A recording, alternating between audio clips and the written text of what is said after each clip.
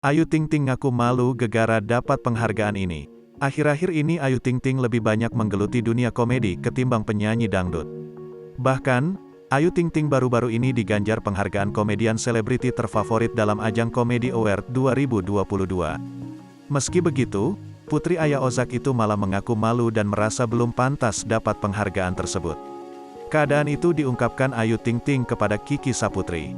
Ayu mengatakan hal itu saat ditanya, bagaimana ia bisa lucu saat melawak dan apakah ada keturunan atau tidak.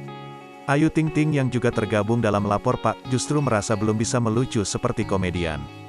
Namun Kiki Saputri membantah anggapan Ayu. Buktinya, Ayu mendapat penghargaan di ajang komedi. Apaan, kan sebagai ini, penghargaannya apa? Komedian wanita terbaik, tutur Kiki Saputri.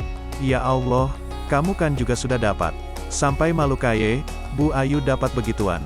Padahal mah kan, enggak ya, timpal Ayu Ting Ting. Pelantun alamat palsu itu kemudian menjelaskan bahwa dia merasa belum pantas mendapatkan penghargaan tersebut. Iya penghargaan, alhamdulillah, cuma malu.